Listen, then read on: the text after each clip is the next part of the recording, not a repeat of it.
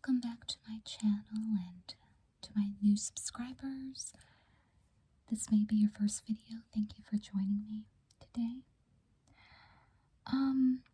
So I wanted to do a video, a little informal video, and I say informal because normally I think out, and research a lot for my discussion type videos, and I'm just going to do this like a stream of thought, sort of a video, sort of chit chat with you guys today, a discussion on the anniversary of the Columbine Massacre and what it means to me and all of that stuff, my opinion on it. So I know there's a lot of young people today that 9/11 was sort of that thing they'll never forget, and obviously none of us will forget it. But when 9/11 happened, I was in my 20s, and I don't want to say I was fully jaded, but I was definitely more jaded than I was in my school days. So for many people, what 9/11 was for them, that was what the Columbine shootings were for me. Because Dylan Klebold and Eric Harris were the exact same age as me, or I was the exact same age as them, I should say. We were all seniors in high school. I was from Southern California, they were from Colorado. So the three of us were supposed to graduate in June 1999, but only one of us did, and that was me. So this topic is one that to this day really resonates in a very hard way for me. It was even difficult for me to make the my picture for my, why is the word escaping me right now? The thumbnail. That was even difficult for me to make and save and upload. I was just, eked out by it and grossed out by it because it resonates that much to me, this tragedy. So going back to 1999, I recall I went to a private school. I went to a Christian school. So I remember us being informed about this in our assembly room. If you go to religious school or Christian schools, you have like what's called chapel, which is like basically church for school. And it was on every Wednesday, but you would also have assemblies there. And I remember them all gathering us all in there and letting us know about it. And keep in mind, this was the biggest school tragedy of its time. I feel like kids that are growing up in the 21st century, they're almost desensitized to it because they've heard so many instances of it.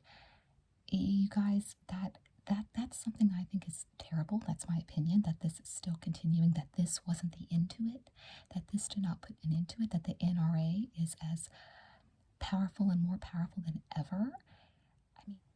I mean, hey, this is my channel. I'm going to give you my opinion, and some of the things I say might be controversial, but then again, a lot of you guys might be able to relate to it.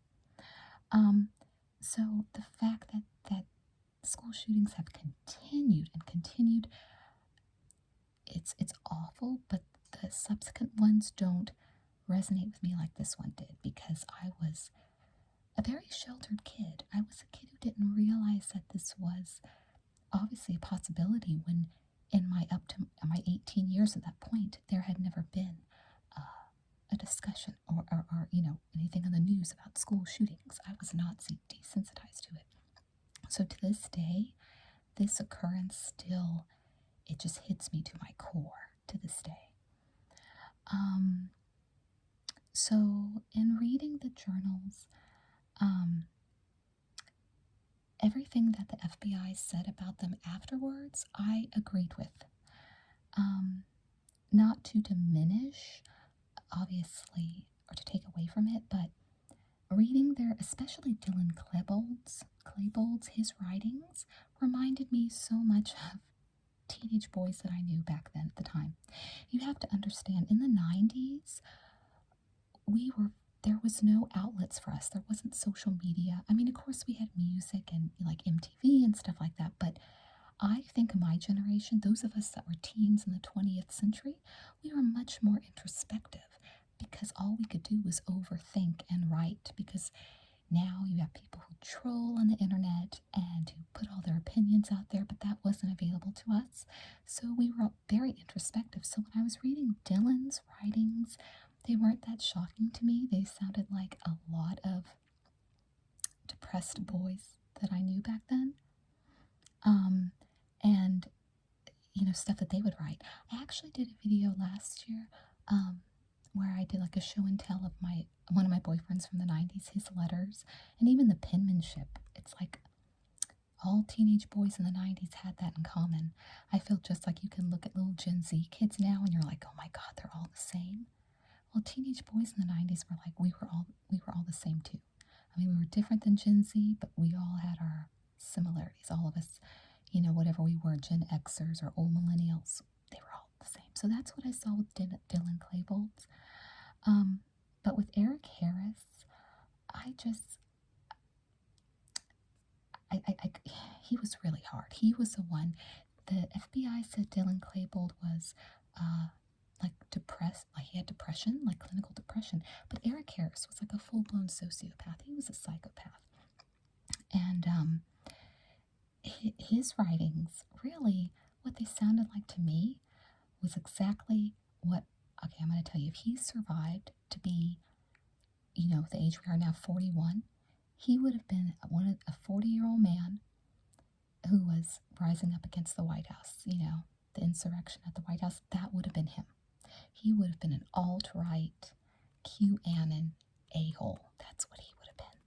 There was a lot of racism in there and discussions about Nazis and discussions about hating Middle Easterners and blacks and Hispanics. He was just, if you're one of those people like me who cannot stand the far right, that's what he would have grown up to be. So like when I think about all those people that, attack the White House, all those people, they could have easily been him. I guess they didn't shoot up their high schools, but look what they did. They went to the White House, and he was like a mini one. He definitely, that's where he would have been. Oh God, how many years has it been since we graduated high school? 23 years? That would have been him 23 years later if he survived. He was that schmuck.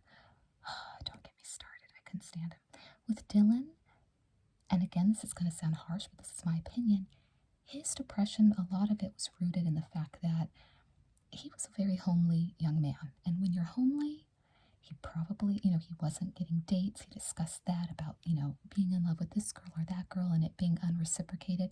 I think a lot of his, and I know people are going to disagree with me, but when people are unattractive and they feel like outcasts, that can stir up some crazy. And I think his was all because of his appearance. But then he met up with this guy who was, like I said, a mini MAGA freak. That's what happened there. Dylan, his writings were much more relatable to some of the insecure boys I knew, but Eric was QAnon all the way. And I can read to you some of what he wrote. I don't know if I will or not. It's pretty harsh, you guys. This was not an easy read in that Dylan's was less harsh. To me, it was almost jarring because I felt like I was stepping back into my high school years and reading this. It was like, oh, I don't want to go back there. Like I didn't want to go back there, but I'm the exact same age as them. So I knew boys like them. And like I said, we were very introspective back then because we didn't have the other outlets. Kids today, I hate to say it, but I think they're a lot more shallow because they have so many distractions, right? They have a computer that they walk around with all the time. They're constantly texting and all of that. And we didn't have it. So we were much more introspective souls. And, yeah, so when reading this, it was much more, I wouldn't have believed that someone like Dylan, I wouldn't have thought necessarily that he would have done what he did. But with Eric, yeah, his writings were a lot harder to bear for me. Another story that I discussed in my video, but if you haven't watched it, I'm going to talk about it here. I talked about it in my video letters from my 90s boyfriend. But at the time, because of this, school shootings after this happened, this was at the end of my senior year, so it's like 2 more months left for senior year. The school took it very seriously. There was one girl who who was a strange, weird girl. She was a freshman, I was a senior. She, like, her and her parents went and talked to the principal and really battled for her to be on the football team, which I could understand if she was a big girl. You know, you'd be like, okay, well, maybe, but she was like this tiny little girl with really long hair. She kind of looked like Trailer, you know what I'm talking about. She looked like that, and that was strange for Southern California. I don't know where she came from. She was strange and she was odd. Well, she wrote a letter with people that she wanted to kill, wanted to shoot, and I was number 3 on that list. Okay, you guys, I found this out after the fact. Nobody told me. Well, thank God, a student, a girl, I believe her name was Marcia, she saw the list and she went and told, I think, the school counselor or somebody. And I distinctly remember, and my mother remembers too, because she went to pick me up that day. When they were informed, when the school was informed about this girl's letter, because it happened just after this killing, like the same month or the month after, there was like a bunch of cop cars in my little private school, and they were all there, and they led that little bee out handcuffed because they took it seriously back then. And I've heard so many stories of current people who have done the same things, who have shot up their schools, and there's all these signs, and they don't do anything about it. They just let it go. So I don't know why this original school massacre didn't teach the 21st century teachers or school system. Yeah, I shouldn't say teachers. Well, but yeah, it is teachers, because sometimes teachers, see real obvious signs that the student's going to do something and then they ignore it. Or they send a letter home to their parents or some crap that doesn't work. Why did this not do more? I mean, I know what it is. I know it has to do with the goddamn NRA that I can't stand. I want to abolish it. I'm very anti-NRA. I'm very anti people owning guns. That's why there's so much of this shit in our country and not in other countries. And, and it's ironic because all the people that are rooting for don't take our guns, they're Eric Harris's. That's what they are. That's what he was like. Like if you read some of his, oh my gosh, where is it? I can probably, here's a little flipping through ASMR. But he said, he goes, this is Eric Harris said. He goes, America, love it or leave it, motherfuckers. All you racist. And if you think I'm a hypocrite, come here so I can kill you. Motherfucking assholes in America who burn our flags and disgrace my land. Get out. And you assholes in Iraq and Iran and all those other little piece of shit desert lands who hate us, shut up and die. We will kick your ass if you try and fuck with us, or at least I will. I may not like our government or the people running it or things like that, but the physical land and location I do fucking love. So love it or leave it. So he was as MAGA as it gets, right? And it's funny because at the time, that is one thing that even though I recognize Dylan's depressive personality, I don't recognize that because I'm from SoCal, which is very progressive, even back then. And I didn't hear people talk like that whole KKK talk. That is so MAGA. He was such a precursor to all of that. Like I said, had he lived to be 40, he would have been one of the insurrectionists at the White House, one of the pieces of shit. So that was just my discussion, my little opinion on this. This was all, let's see. All of this is all came from the Jefferson County Sheriff's Office. So this was all taken from their information that they gathered after the two committed the massacre. And so it was all allowed to be typed up here, reprinted. And so on one left-hand side, you'll see the original letters, and on the right-hand side, you'll see it written in a clear writing, so that if you don't want to squint to decipher all this 90s boy writing, you can look at it on the right side and read it clear. So I hope my thoughts weren't too scattered on that. I really wanted this to be very off the fly, and now I'm wondering if it sounds organized at all. Probably not. But I just wanted to give you my opinion on it, my connection to it, how it's just something that will always resonate with me because I was a senior. We were both the exact same age. All three of us were 81 babies, and we were set to graduate in 2 months. And yeah, it's something that has stuck with me for a long time. And I'm sorry if I didn't sound so compassionate in this video. If anything, I definitely felt more compassion for Dylan. I think he would have, had he met like the right woman who looked past his outside differences, had he been steered in a different direction, I think he could have come out all right. With Eric, no. Eric was going to be a monster no matter what.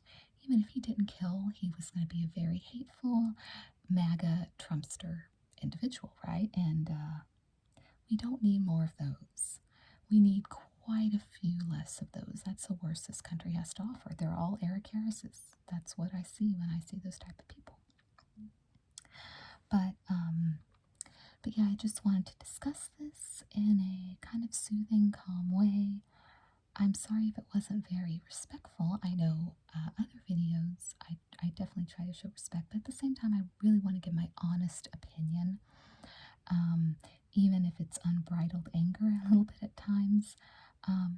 So are any of my viewers out there, are you guys the same age as me? And when I say same, I don't mean you're 6 years younger or you're, whatever. I'm talking about the exact same age. Were you guys seniors when this massacre occurred? If so, has this stuck with you more than subsequent tragedies because it was the first time? Because we weren't jaded. We didn't have massacres in our generation, our schools. This wasn't something that happened all the time. People weren't, bringing guns to school and shooting a bunch of people like all the cases you've heard in the 21st century. And that's another topic for discussion. Why has it gotten more common in the 21st century? Is it because there's more gun nuts, like parents that are gun nuts and let their children have access to guns? Did my generation grow up to spawn more NRA individuals than my parents did? Why is that? That's another topic that you guys can discuss in the comment section if you would like. If you guys are like me and are very anti-NRA, let's talk about that. Also, maybe give your opinions on Dylan and Eric.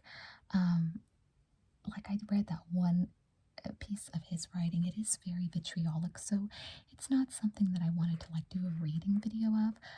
But I do highly recommend this if you are a fan of true crime, especially if you're the same age, because I think it's going to resonate more with you rather than if you are a much younger person or a much older person. The thing about this tragedy is it reminds me how short-sighted kids are. You guys at the time,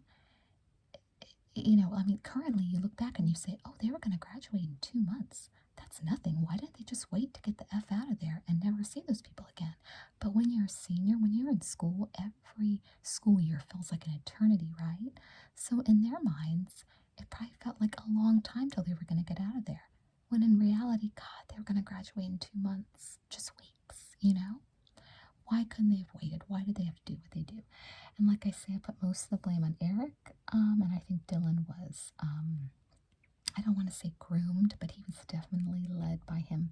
He was a weak-minded, depressed individual, and then Eric was the psychotic who took advantage of that.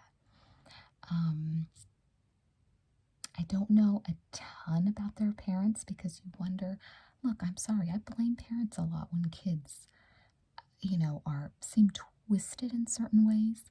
I just can't imagine what else would have bred some of that. And same thing like with MAGA individuals. That's what they come from. They come from MAGA, so that's what they become now. It's just, yeah. So, the journals of Dylan Klebold and Eric Harris, Columbine Killer's Diaries. I just wanted to share it with you and just do a little discussion and give you my opinions.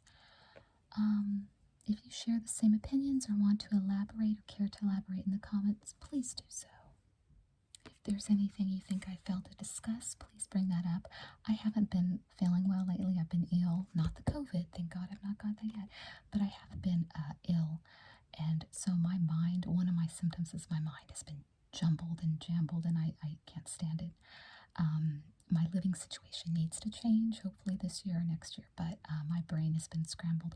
But I wanted to get this video out there for you today, so even though I can't organize my thoughts well, I wanted to record, film. So even though I couldn't organize my thoughts well, I wanted to get this video out there and just make it very casual, not very researched, just very opinion oriented, because that's one of the best things about having your own channel is you get to give your own opinion, regardless if people agree with you or not. So thank you so much for watching. Take care and